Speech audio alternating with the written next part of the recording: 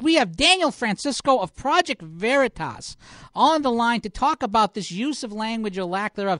Daniel, great to have you on the Tech Guy on the radio. Great to talk to you again.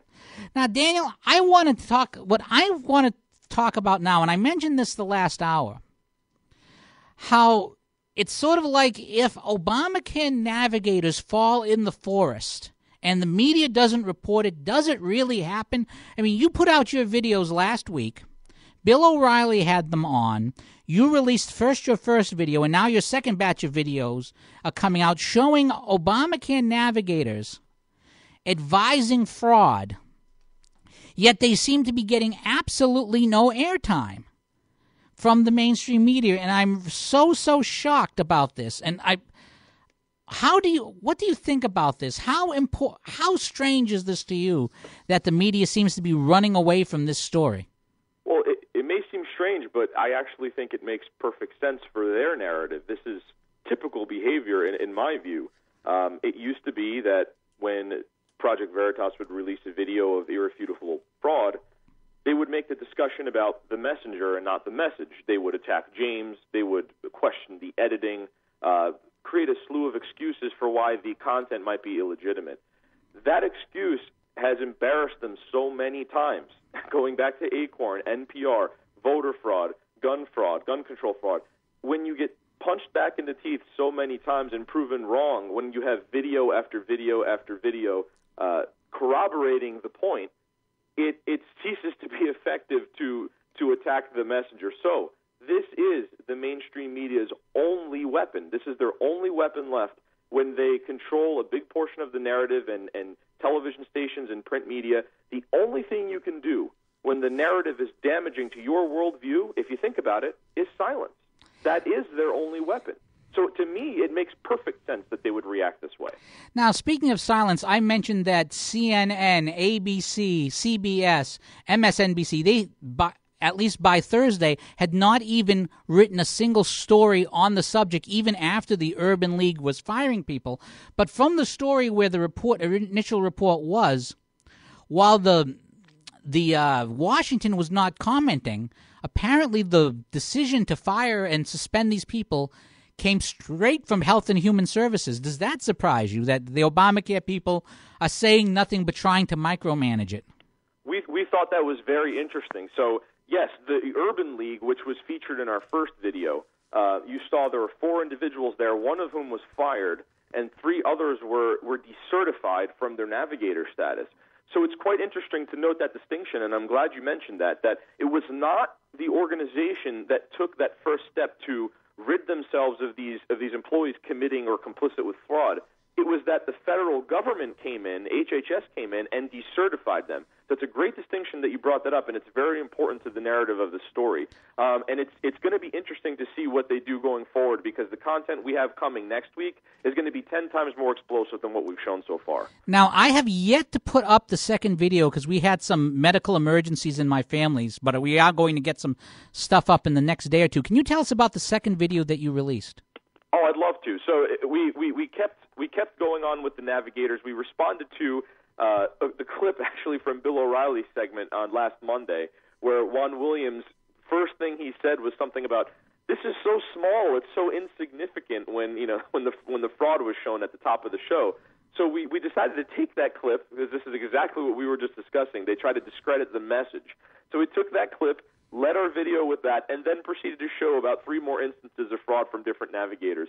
I'd say the most contentious one was from an organization called Change Happens. They receive about $790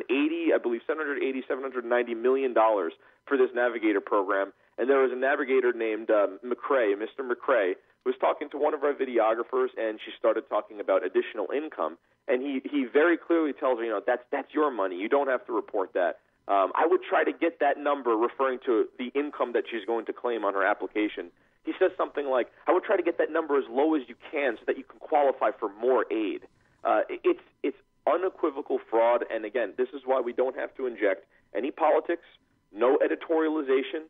Project Veritas is not telling you what our stance is on the legislation. We're just showing you the fraud. And it's something that can't be argued against. Now, where can people find? Now, we've seen these on your YouTube channel. The name of your YouTube channel is? It's Veritas Visuals is the actual name of the handle, and you'll see the Project Veritas logo as our icon. Now, should we be looking there first or to your website as the next video comes out? If your listeners are interested, this is the best way to stay abreast of our content. If you go to projectveritas.com, Veritas, there is a panel in which you can submit your email, and it will add you to our mailing list. So the moment we make a video public, you are the first one to know. You'll have the video before even the media can start reporting on it. So that's the best way to stay on top of our content. Well, you'll have it before the media can try and figure out how they're going to spin or ignore it as well. Ignore it is more like it. Well, Daniel, I know you had very little time today. I want to thank you so much for being on. And can you plug the website one more time? Because, frankly, I've talked earlier in the first hour about supporting conservatives. If there's ever a group of people who deserve a hit of the tip jar, it's Project Veritas. So how can people support you guys financially to help pay for these videos that expose these things? Oh, of course. If you feel a dissatisfaction with what the mainstream media is offering you in terms of information and insight, that's the reason why there's a demand for Project Veritas. The success for us would be this: the day where we aren't needed, where we go bankrupt and we don't exist because the mainstream media is doing their job digging into things behind the scenes. So until that day happens, go to projectveritas.com. We're a 501c3 charity. Donations are fully tax deductible, and you can make a credit card donation on our website, or you can mail a check to the address that's also on the website. Now, I did not know it was fully tax deductible, so that's even better, especially with the new Obamacare taxes that are kicking in. Daniel, thank you so much again for being on the show. Again, Project Veritas, keep an eye out there. More coming up, information that the mainstream media doesn't want to give you. And I got to say, Tim, what can we say about this type of things? We have this information coming out, and now we have the second batch of videos out. We're not seeing the media cover this at all. Now, granted, the Upton bill is big. Granted, Bill Clinton is big. But I just can't get it around my head that the media is totally ignoring this stuff, especially since we've already had the previous videos with the Acon videos and so forth that were such a splash. And, I mean, have you heard about these other than from here? Other than from here, not so much. You do have to do some digging in order to find some other news stories. Mainstream news, as you're well aware, is not always the most reliable source of information. Now, I find this very, very interesting. And the fact that it's not getting reported is very interesting. But we bloggers, we people of the right, we are going to tell that story. And we need you to help spread that story, because if we don't tell it, who's going to tell it? Who is going to tell the stories if we are unwilling to tell them? And that's really what this is all about. Well,